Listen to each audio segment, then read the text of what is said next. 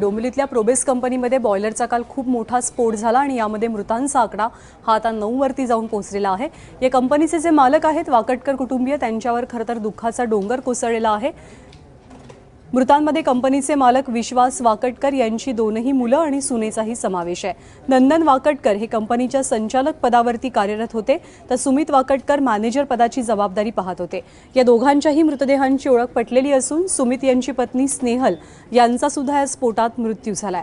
आज सकाळी जो मृतदेह सापडला तो स्नेहल यांचा असल्याची माहिती मिळते तर कंपनीचे मालक विश्वास वाकडकर यांच्यावर रुग्णालयात उपचार सुरू आहेत। नंदन वाकडकर यांचा मृतदेह सापडला त्यावेळी आणखी 2 मृतदेह सापडलेले आहेत पण त्यांची ओळख अद्याप पटलेली नाही।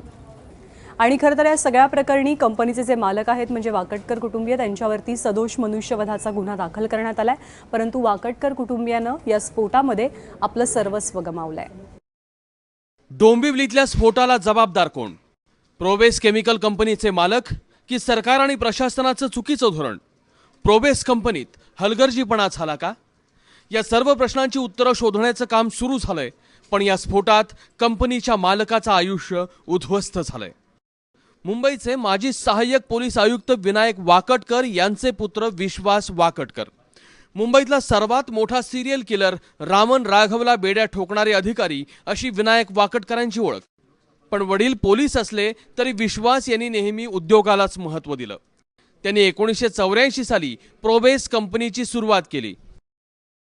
पण डोंबिवलीत उद्योग करणारे हे कुटुंब मूळचं दादरचं आहे। डोंबिवलीत प्रोबेस कंपनीत झालेल्या भीषण स्फोटात अनेक लोक मृत्युमुखी पावले, त्यात अनेक लोक गंभीर जखमी देखील झाले।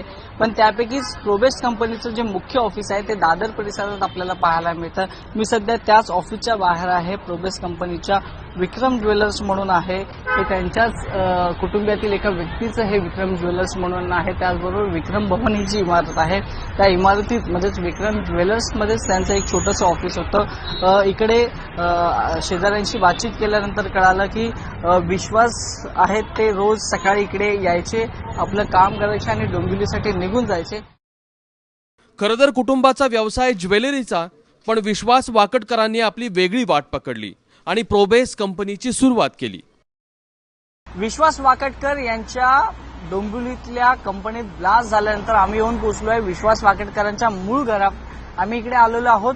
शिवाजी पार्क मधल्या सिद्धिविनायक अपार्टमेंटमध्ये त्यांचं मूळ घर आहे। हे त्यांचं एक महत्त्वाचं घर आहे, जिथे त्यांचं संपूर्ण कुटुंब इकडे राहतं। पण सध्या ह्या ब्लास्ट नंतर ह्या घरात सध्या त्यांची आई इकडे आहे आणि आईला अजूनपर्यंत कुठलीच कल्पना देण्यात आलेली नाहीये की नेमकं डोंबिवलीत काय झालेलं आहे। मुंबईतल्या दादर परिसरातल्या शिवाजी पार्क परिसरात सिद्धिविनायक अपार्टमेंट आहे। जवळपास ही 3 मजली इमारत आहे आणि या इमारतीच्या 3ऱ्या मजल्यावर वाकडकर कुटुंबियांचं वास्तव्य आहे।